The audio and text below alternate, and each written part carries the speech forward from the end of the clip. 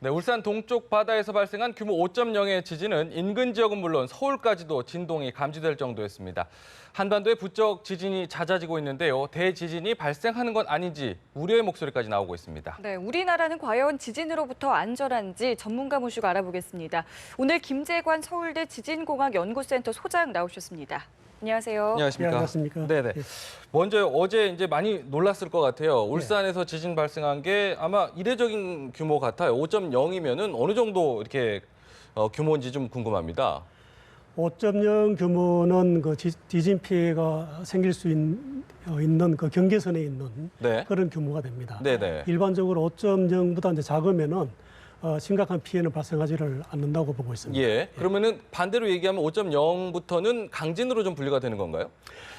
강진은 아닙니다. 강진은 6부터 이제 분류가 되고요. 예. 중진 정도로 이제 보시면 됩니다. 중진 정도요. 그럼 그 정도면 어느 정도 파괴력이 좀 있는 건가요? 5.0 정도 같으면은 내진 설계가 잘 되지 않는 구조물 이런 네. 구조물에는 피해가 조금 생길 수 있고요. 예. 그리고 담장이라든지 이런데 네. 균열이 간다든지 또는 벽체에 균열이 간다든지 하는 그런 경미한 피해는 생길 수가 있습니다. 예, 그렇군요. 그럼 이번에 이제 규모 5.0의 지진이라는 게 역대 5위급이다라는 얘기가 있는데 이건 맞습니까? 그거 역대 어디서부터 시작이 됐는지 그거는 아마 다시 고려를 해봐야 될 것 같습니다. 네네. 우리나라 이제 관측한 게 78년도에 이제 어느 정도 전반적인 지진 감측 시설이 좀 완비가 됐다라고 얘기하던데요. 예. 그때부터 이제 아마 5번째라고 하던데. 네. 아마 그렇게 그 기상청에서 발표를 했으면 그건 맞을 겁니다. 예. 그 정도면은 그러니까 그만큼 이례적이라는 뜻인 거겠죠? 과거에 우리나라의 이제 지진 사례를 보면요. 역사 지진 사례를 보게 되면은 이례적인 현상은 아닙니다. 네. 그 5.0 이상 지진이 발생했다는 그런 그 기록은 상당히 많이 남아 있고요. 네. 최근에 그러니까 이제 그 기록이 되기 전에 예를 들어서 1936년도에 그 쌍계사에서 이제 지진이 발생해가지고 예. 그때 상당히 큰 피해를 일으킨 적이 있었고요. 예. 그 다음에 이제 1978년도에 홍성 지진이 발생해서 또 그때도 상당히 큰 피해를 일으킨 그런 사례가 있습니다. 네네. 자, 저희가 이제 이 지진 소식을 전해드릴 때 예. 진도라는 표현도 쓰고 규모라는 표현도 쓰는데 예, 이게 예. 정확히 어떤 차이가 있는지 좀 자세히 알려주시죠. 그 규모라는 것은 이제 그 지진의 어떤 물리적인 현상의 이제 크기를 나타내는 것인데요. 네. 말하자면은 그 지진이 발생하면서 그때 릴리스된 그 에너지, 네네네. 그 에너지 정도를 나타낸다고 이제 보시면 됩니다. 예. 그러니까 이것은 지진은 자연 현상으로서 지진의 어떠한 그 물리적인 크기를 나타내는 것이 되고요. 예. 주로 이제 에너지하고 이제 관련이 있습니다. 그런데 이제 그 진도라고 한다 그러면은 실제로 이제 그 어떤 사람이 서 있는 곳 서서의 이제 흔들림의 세기의 정도를 네. 나타내게 됩니다. 예. 그래서 같은 규모의 지진이라도 가까이 있으면은 이제 흔들림의 세기를 크게 느낄 수 있고요. 그렇겠군요. 이제 멀리 있으면은 작게 느끼게 됩니다. 네네. 그래서 가까이 있는 경우는 진도가 크고 네. 이제 멀리 있는 경우는 진도가 이제 작게 그렇게 그렇군요. 느껴지게 울산 됩니다. 동쪽 바다에서 발생을 했다고 해도 맞습니다. 울산에서는 진도 4 정도 규모를 느꼈다고 하고 서울에서는 1 정도 규모를 느꼈다고 하면 예. 그런 차이로 좀 이해를 할 수 있는 거겠군요. 그렇습니다. 예. 알겠습니다. 그런데요, 이번 지진의 발생 원인은 좀 확인이 됐는지 궁금합니다. 이번 지진은 어떤 이유가 있었을까요? 결국 지진은 이제 단층에서 이제 발생을 하는데요. 네. 그러니까 이제 울산의 앞바다에 있는 그 해저의 단층이 움직여서 이제 그 지진이 이제 발생을 네. 했다고 보셔야 됩니다. 그 일산 그 앞바다에는 이제 울릉 단층이라는 단층이 있는데요. 울릉 단층이요. 예, 울릉 단층. 네. 울릉 단층이 지나가고 있습니다. 그 단층에서 발생했을 가능성이 높다고 이제 원로 지진학자들은 말씀을 하시고요. 네. 그리고 이제 그 이번 지진은 좀 특이하게 그 주향 이동 단층입니다. 주향 이동장. 주향 이동 단층. 주양 이동장. 예. 주향 이동 단층인데 일반적으로 이제 동해에서는 그 예를 들어서 역단층 운동이 이제 기대가 되는데 네. 이제 그런 측면에서 조금 이제 특이한 것이라고 볼 수 있습니다. 네, 그렇군요. 자, 저희가 지진이 발생했을 때 이제 네. 자동적으로 떠오르는 게 쓰나미거든요. 예, 근데 쓰나미죠. 이번에는 이제 예, 쓰나미가 예, 없었습니다만 예. 지진과 쓰나미가 이렇게 바로 연결되는 건 또 아닌가 봅니다. 아닙니다. 그 쓰나미를 일으키는 이제 그 지진의 메커니즘이 있는데요.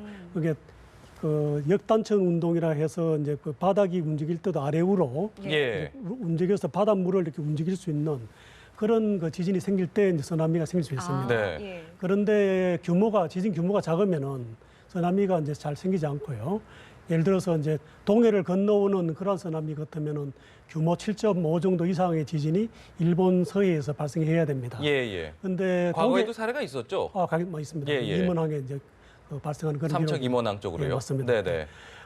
그런데 이제 그 로컬하게는 규모가 한 6.5라든지 정도가 되어도 로컬한 쓰나미는 일으킬 수가 있습니다. 예, 예. 작은 파동 정도는 있을 수 있다 예, 이 예, 말씀이시군요. 맞습니다. 예. 그런데요, 또 하나 궁금한 게 이제 어제 처음에 규모 5.0의 지진이 발생한 다음에 예.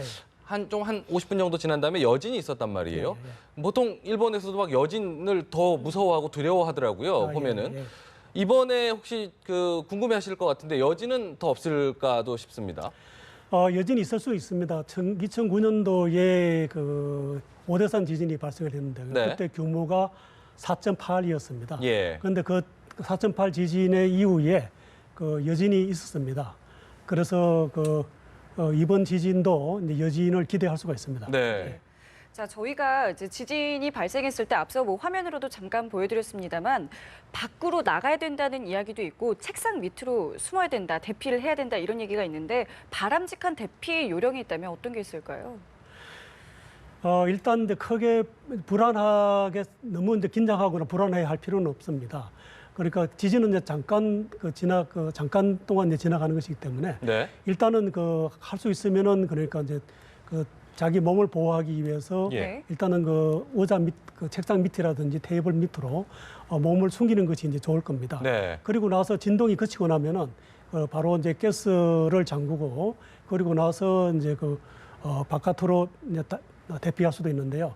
일단 그렇게 되면은 그때는 이제 방송이라든지 또는 다른 재해난 문자로 예. 행동 요령에 대해서 이제 나올 겁니다. 예, 예. 그걸 따르는 것이 아마 가장 좋을 것 같습니다. 그렇군요. 이제 저희가 보통 보면은 급하게 이렇게 뛰어나오다가 오히려 또 2차 사고가 나기도 하고 아니면은 갑자기 전기가 끊겨갖고 엘리베이터에 갇히는 경우도 있고 예, 그런데 맞습니다. 예. 그런 부분도 좀 주의를 좀 할 필요가 있겠군요. 예, 그래서 너무 당황하지 마시고 대응을 하시면 되겠습니다. 네네. 네, 이제 그동안 저희가 뭐 일본에 비해서 우리가 굉장히 좀 안전한 국가다라고 네, 이제 생각을 했는데 요즘에 뭐 불의고리 얘기도 계속 나오고요. 더 이상 안전하지 않다는 얘기도 나오거든요. 이 부분에 대해서는 어떻게 생각하시나요? 세계의 어떤 지진 통계를 보게 되면은 장기간으로 봤을 때 연평균 통계는 상당히 일정하다고 합니다. 네. 그래서 뭐 규모 8의 지진이 예를 들어서 연간 한두 개 이상 발생한다든지 하는 그런 것은 지구 전체적으로 봐서는 일정한 것이죠. 예. 그런데 이제 지역에 따라서는 그것이 이제 좀 달라질 수가 있습니다. 그런데 이제 우리나라에서 최근에 이제 지진이 자주 발생하는 것처럼 느낄 수가 있는 것은 한 두 가지 원인이 있다고 봅니다. 하나는 뭔가 하면은 이제 계측 방법이 이제 많이 기술이 발전을 해가지고 예. 작은 규모의 지진까지도 이제 다 측정을 하고 보도를 하기 때문에 이제 그런 것이고요. 네. 그리고 이제 사람들이 또는 이제 국민들이 지진에 대해서 상당히 예민해지고 또는 이제 많이 알게 되니까 네. 거기에 대해서 좀 민감하게 반응하는 그런 측면이 있는 것 같습니다. 네네.